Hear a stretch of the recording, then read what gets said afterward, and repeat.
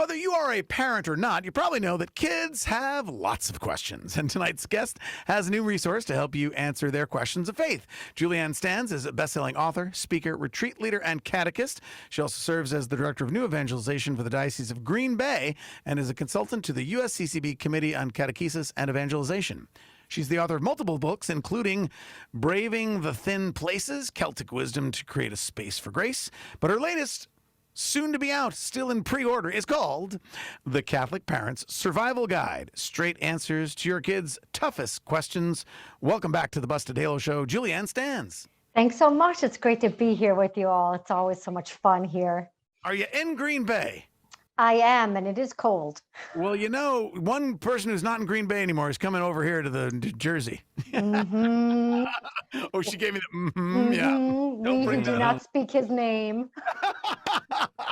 He who shall not be named. There you go. Well, but football is still going to be big in that town, no matter what. Mm-hmm. This is Green Bay. So you have how many children? You have. I have three. I have three on earth and two in heaven. We've got a 13-year-old, 11, and an 8-year-old. And I think that part of the genesis of this book comes from one of your children, doesn't it? It does. You know, my youngest asked me a question one day that really threw me for a loop. I think he was about 6 at the time, and he said to me, "Mom, what's the closest planet to heaven?" Now think about that, right?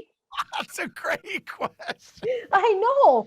And I was kind of struggling with this because, you know, obviously we're here on Earth, and I was thinking about that, but then I know his mind was going to other things. And one day I just came back to the question, and I thought, I've studied for years. I've been in ministry. I teach every day. And I was having a hard time answering my kids' questions. I couldn't be the only parent that this is happening to. What a great, I love that kids think of questions that would never occur to us. How tall was Jesus? How tall was Jesus? Okay, yeah, I've never thought of that question. The closest planet to heaven. That's a great. Yeah, and I ended up saying to him, Earth, you know, because this is where we get to heaven from, is how we live here. And he was satisfied with that. But honestly, I was really surprised that it didn't come more quickly to me. I was like, man, my kids are stumping me here. So the book we're talking about is The Catholic Parent's Survival Guide, Straight Answers to Your Kids' Toughest Questions.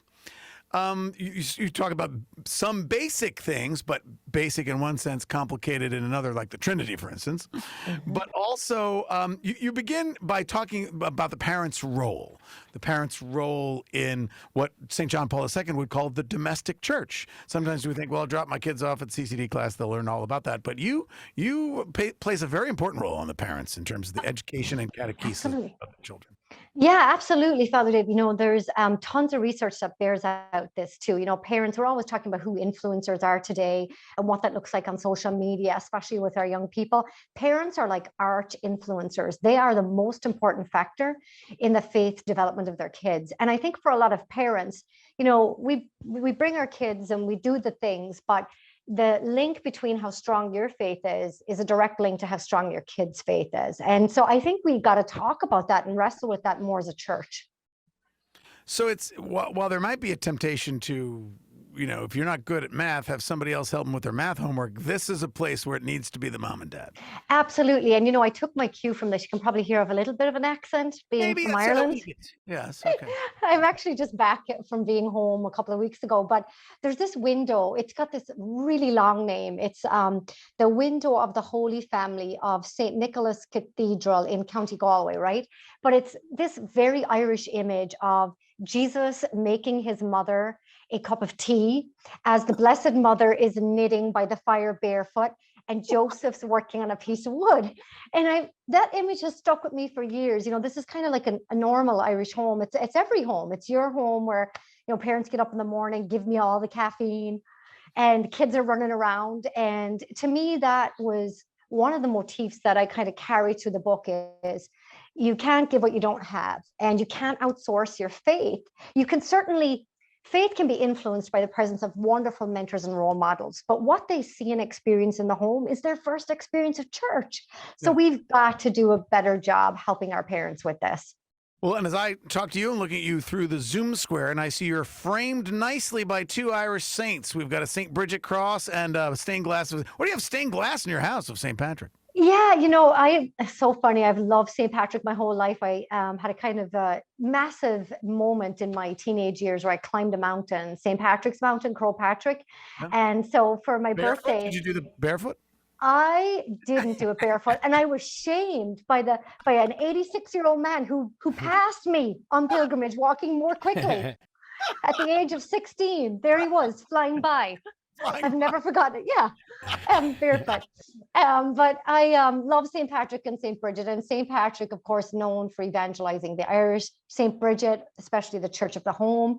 And so my husband bought me this stained glass image for my birthday. And so we gather up here at night and have a time to pray together and talk to the kids about different saints. And this space here is where I think our kids have asked some of the toughest questions of us as parents. Oh, really? Oh, yeah. And it doesn't sound like you're saying like theological. Let me go look up what Augustine or Aquinas had to say on that. You don't mean that. You say tough question. Yeah, I mean basic questions that we sometimes find difficult to put in the words, like why do we go to mass? What's special about the Blessed Mother? Why can't we pray to Jesus, or why can't we pray with the intercession of the saints? Why do we have to involve all these other people in our faith? What's the communion of saints? What's the Trinity? Where do babies come from? Like all the tough questions that you sometimes as a parent are like, in the moment you're caught, because I think a lot of us, especially as Catholics, we're trained to answer what and how questions, like here's what our faith teaches and here's how you do the things, right? Right. But what kids can Google the answers to those things today. What they can't Google is why you believe what you believe. Yeah. Wow. It's those why questions. And so it sounds like, therefore, it's as much as a testimonial or sharing your own connection with your faith as it is, let me get you all the stats on that, kids. Oh, definitely. One of the things I realized is I was hearing over and over from Catholic parents, my home doesn't look like that. A lot of books are written for, the standard mom, dad, and 3 or 4 kids or whatever. Like, what about those in homes where grandparents are, or where there's mom is a single mom or dad is a single dad, and there's blended families and all of those different realities. So what I did was I interviewed parents all over the country, different backgrounds, different ways of looking at their faith. And I also interviewed elementary, middle, and high school. And I said to the kids, what do you want your parents to talk to you about? What are the things that you wish your parents would talk to you about in terms of faith or life? And then for the parents, like, what are the questions your kids are asking that maybe you have a great answer for, or maybe you have no answer for? And those two realities informed, because I wanted to be a full perspective on what parenting today looks like. Well, the book we are talking about from our guest Julianne Stanz is called The Catholic Parent's Survival Guide, Straight Answers to Your Kids' Toughest Questions. In your chapter on the Mass, you talk about surviving and thriving. I would imagine, Krista, our producer, she's a mom of an 18-month-old. And I would guess, I'm not a parent myself, but I guess that's more the surviving phase. How do we survive? How do we get through Mass, right? Absolutely. And so, any moms that are sitting here, they know, we all know it's tough. And so a lot of parents will say to me, how do I get more out of the Mass? And what I want to say is your desire to bring your children in the midst of the wiggles and giggles, God will bless that. He will bless that, because you're there. And he sees, I remember hearing something that Pope Francis said years ago that really struck me as being really profound. He said, we go to Mass and we gaze upon the face of Jesus in the Eucharist. He's really present there. But don't forget that Jesus also looks back. The gaze goes both ways. And what does he see? And so, Krista, for you, what he sees is you there with your baby, who's just so tiny and little, and burps and all the little funny noises that babies make. And Jesus blesses that. He blesses that. So don't be afraid. And I think sometimes, we get the eye from parishioners who will kind of, could be a bit more welcoming. I have strategies that can help parents sort of navigate that too, because it does happen, unfortunately. And you look forward to the day, like with Krista's daughter, where they can participate in the Mass. Amen. Oh, so beautiful. Amen. Amen. Now, what about thriving though? Because I mean, as they get older, they're probably like, "Mom, why do we have to go?" Or is it over yet? Or how Hmm. much longer? I remember when I was young, I didn't know much about the mass, but something in me in my bodily clock knew when we got to the Our Father. I'm like, okay, yeah, good, yeah, it's close. We're getting close. And for my kids, it was how many songs are left. How That many was how they songs? that's how they measured mass time. Right. I have a great little story with my daughter Ava. We had been talking as parents about how real Jesus is in the mass and how we're going to see him and we need to spend time. And we'd been kind of talking with our kids as they were very young. And one day, my daughter, I think she was 3, just darted out. Little people are very small in a confined space. Right. And you're trying to run after them. And all of a sudden, she gets down on her knees in the middle of the aisle and she starts waving. She's like, "It's almost time to say goodbye, Jesus, goodbye." And our priest was great. He just kind of rolled with it and he kind of discreetly did a little wave back. And she goes, "Not you, not you. I'm saying goodbye to Jesus." I've never, and so I was like, "Oh, ground, swallow me whole." But then I remembered, here's something beautiful. Here's a child that sees the presence of Jesus. And so, if you plant those seeds early and often, I think that God will bless them. Now, thriving at Mass is a little bit of a different story. And I think intentionality is really key. A lot of parents are like, "She's going to tell me to sit in the front, isn't she?" Yes, if you can. Honestly, especially because I am a short Irish person and I have short little Irish children. And sometimes our kids can't see, right? And so they can't. And I realized that. So sitting in front really helps build that connection with what they're seeing and how they can kind of absorb what's happening. And I also think kids have a great sense of inner sacramentality. So as parents, watch for that. Like I remember once my son and daughter were kind of chatting a little bit and I was like, shh, giving the eye. And all of a sudden my son elbowed his sister. Okay, it wasn't real gentle, but he elbowed her and goes, "Right during the consecration, shh, this is the really important bit." Like this. Well, that's good. At least you know. Yeah.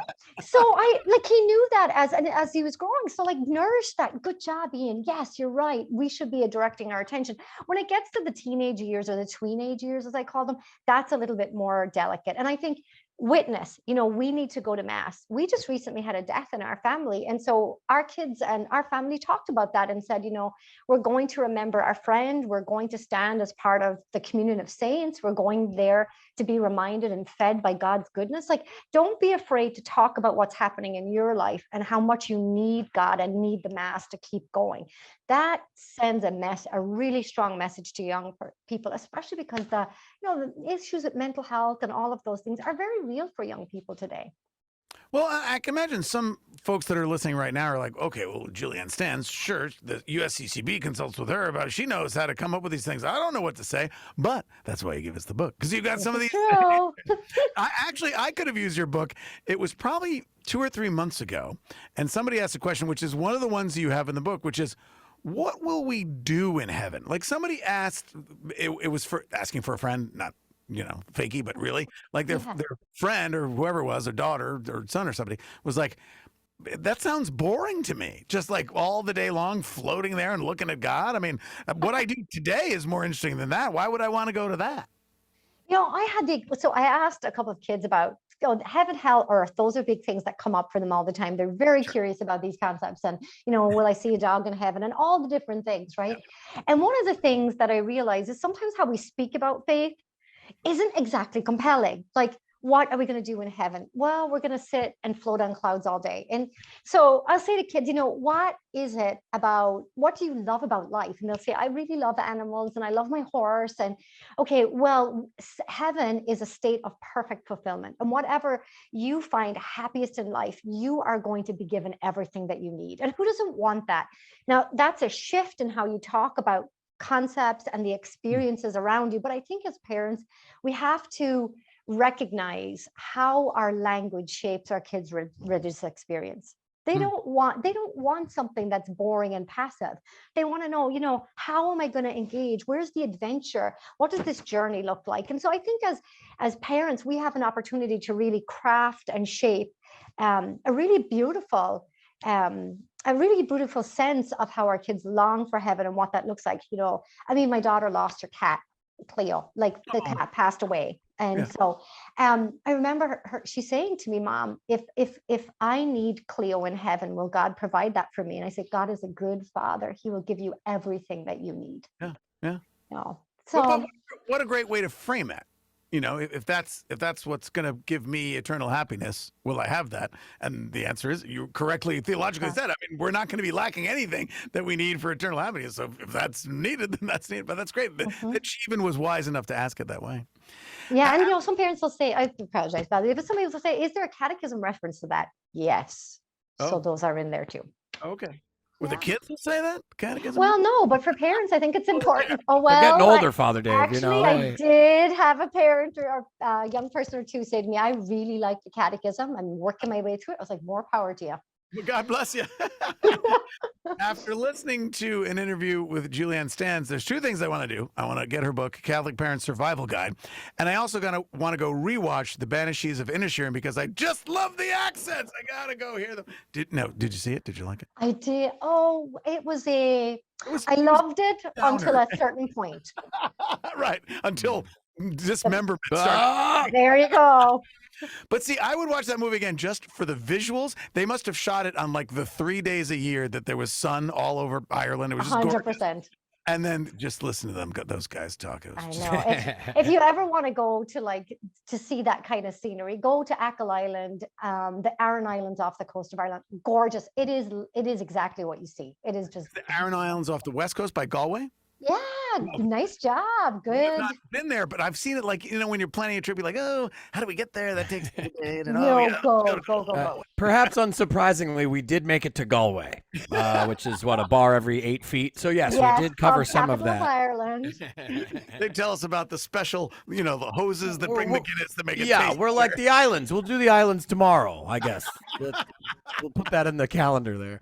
Julianne, it was great to have you. Yeah.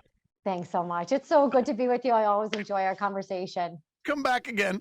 All right, we'll put a link to the Catholic Parents Survival Guide, straight answers to your kids' toughest questions, on our radio blog, bustedhalo.com/radio.